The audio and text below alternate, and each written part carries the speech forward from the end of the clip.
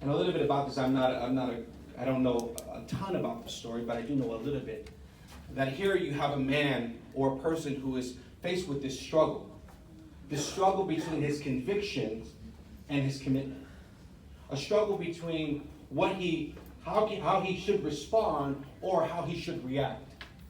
And so here we have this, he's in this situation where he's almost coming out of himself, and he's having this conversation, and he says, and he starts it off and he says, to be or not to be, that is the question. And I think for many of us in this room, we need to probably step away from society and step away from our families and step away from all the busyness and all the wants and all the desires and all the fears and ask ourselves, who am I? What am I? And why am I here? See, when we talk about this idea of purpose, there is a reason why you decided to come today. And by the way, I just want to thank you for doing that. You made a decision to say, I'm going to invest in my life. I'm going to invest in who I am as a person, as a business person, as whoever you decided to show up today, that's the person who you're trying to invest in. And so this conversation of to be or not to be, that is the question. I think it knocks at the heart of at the door of our hearts in every way. How many of you know exactly when you were young, like what you wanted to be in life? Did anybody have that conversation? Right? We knew what we wanted to be. And life will take you a whole different direction than what your imagination, what you were imagining or where your imagination could take you. And so today, what I want to do is I want to empower you around 3 areas that I think are essential. And the first one is to be. It's to be. Now, I don't know if you know the story of this famous person, Forrest Gump. Anybody know Forrest Gump? Yeah. Very famous. And so Forrest Gump, he's sitting down and he's just looking into the landscape, and he just gets up and starts running. The story goes, he basically ran for 2 years plus.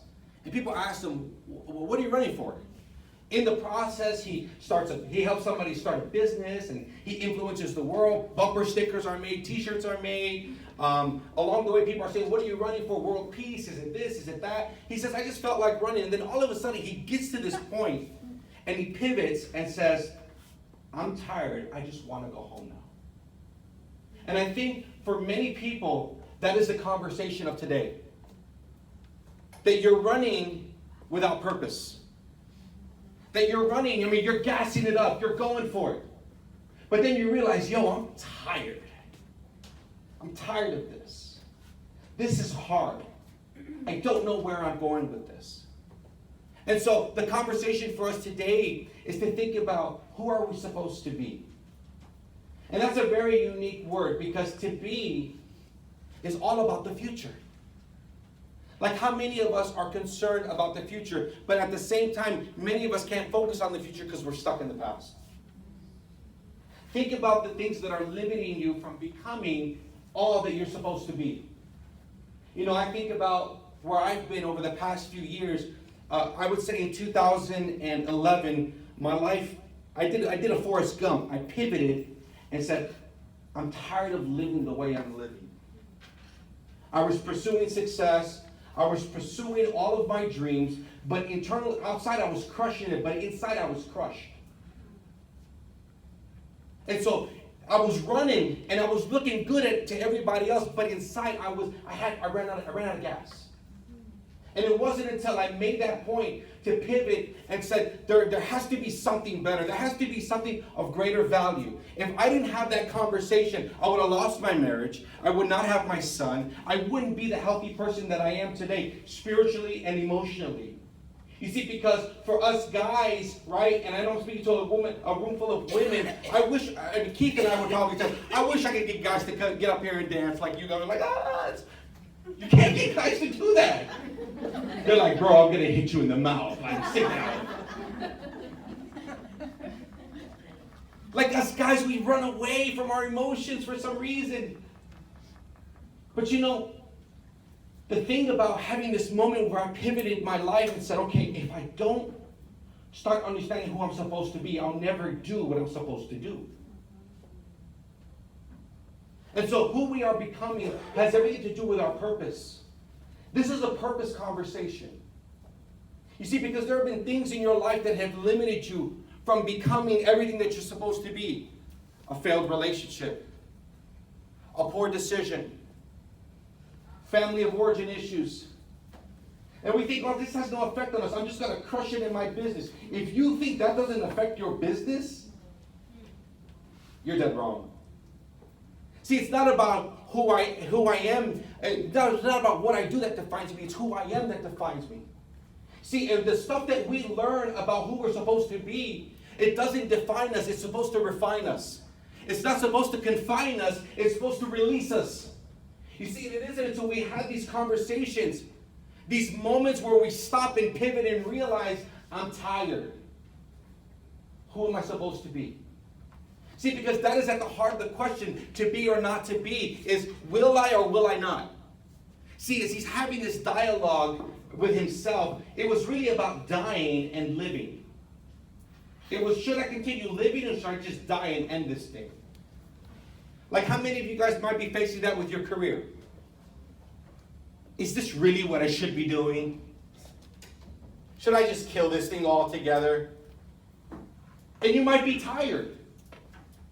But I want to encourage you that your best days are not behind you. Your best days are right in front of you. Like, the best of who you are is still yet to be revealed. That there's so much more about your potential that is you're just scratching surface. That you have to make a decision about who you're supposed to be. That the excuses of what was can no longer be the excuses of what is. That you have to make a decision today to be or not to be. That is the question. So who do you want to be? A lot of us want to be successful. We want to be what we see instead of seeing who we want to be. See, that takes effort. That takes vision. That takes the ability and the capacity to open ourselves up and be vulnerable. And it's tough because we live in a society where we think everybody is doing the stuff that we want to do.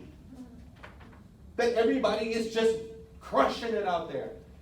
And the reality is that everybody's working just as hard as you are. And that everybody has the same vision and the same purpose.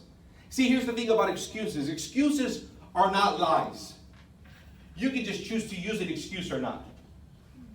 Excuses are valid reasons. But when you allow the excuses to stop you from becoming the kind of professional, the kind of agent, the kind of spouse, the kind of wife, the kind of friend that could maximize your greatest potential, that's the question. Because there's more to who you are. If you already, see, this is the one thing that my grandmother taught me as she passed away. She was in her 70s. My grandmother would still say, mijo. I'm Mexican, so I'm like the only one here in South Florida, by the way. Growing homestead. Anyways. They are. That's where you get good tacos. Anyways. But she would say, mijo, I'm so sorry for what I did. And I was like, Grandma, you're 70, stop apologizing. But she was always learning. She never stopped learning. She never stopped figuring out who she wanted to be. And I always admired that about my grandmother. That she was always willing to learn.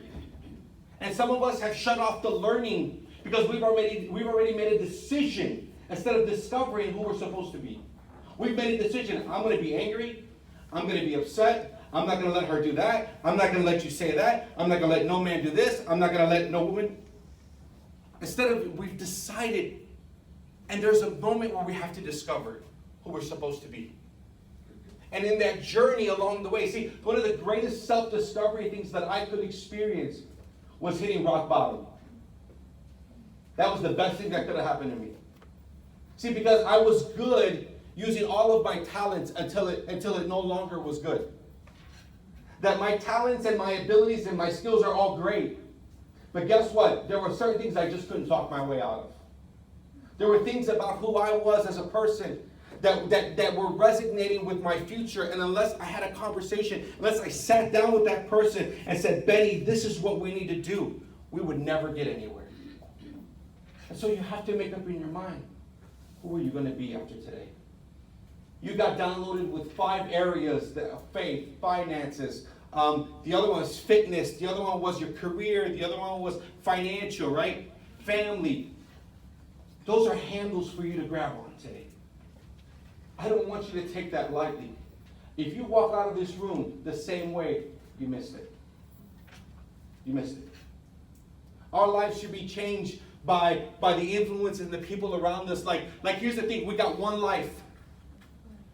I'm trying to make the most out of it. I'm trying to leave this world so empty. Like I gave it my all. Like I gave it my very best. Like I was willing to be vulnerable. I was willing to be loving. I was willing to be forgiving. Like I have to leave this world because I take nothing with me. And so when I look at my work and I look at my value and I look at my possibilities and my capabilities, I have to think about this conversation like, who am I supposed to be? That's the conversation that always brings me back to reality. Because the world will tell me a whole different way I'm supposed to be. The social media will tell me who I'm supposed to be. Failure will tell me who I'm supposed to be. I've been able to see God restore my marriage. Been able to see God do amazing things in my life. That's the only reason why I can share these truths with you. Not because I'm perfect. And by the way, I've never met anybody who's perfect. And they say when you do and you walk in, it no longer exists because then there's imperfection. So the question is never, are we perfect? The question is, are we always making progress? Are we always willing to become the kind of person, the kind of woman, the kind of man, the kind of being that requires our very best? See, when we understand what that means, the second thing we can do is we can create. So after we know who we're supposed to be, we know what we're supposed to create. This idea of creation is really cool because to create means to build something from nothing. When you stepped into Keller Williams or you stepped into your line of business, you had to create a name for yourself. You had to create your clientele, right? You had to start from nothing, yet have something of value to believe in. You know, the greatest thing you can believe in is in yourself.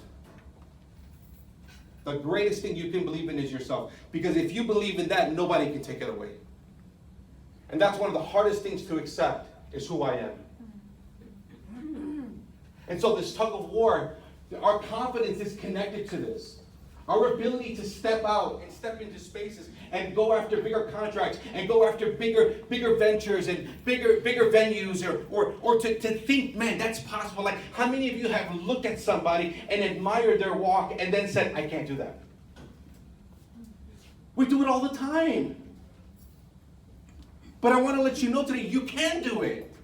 If you're willing to take the risk, if you're willing to put your all in there, if you're willing to believe in yourself and have confidence, the reality is if you got out of the way of yourself, you would have more success. The person that is stopping you is the person sitting in your seat.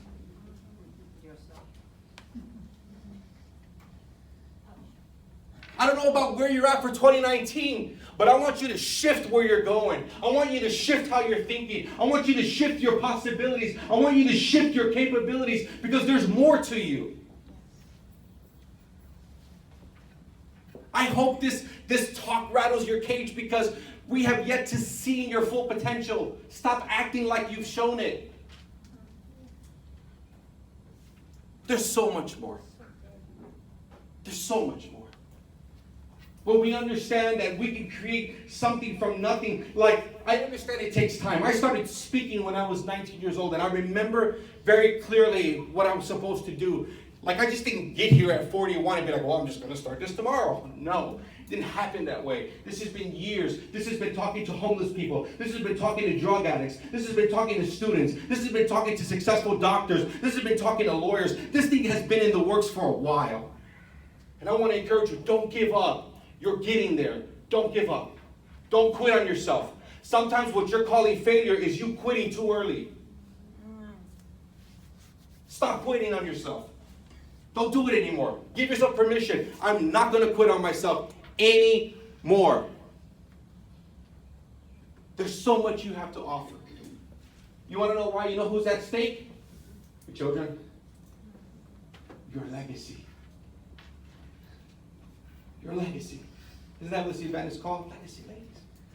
I don't know about you, but I hope you're willing to live for something worth dying for. The third thing is doing. So it's be, create, and do. To do means to perform.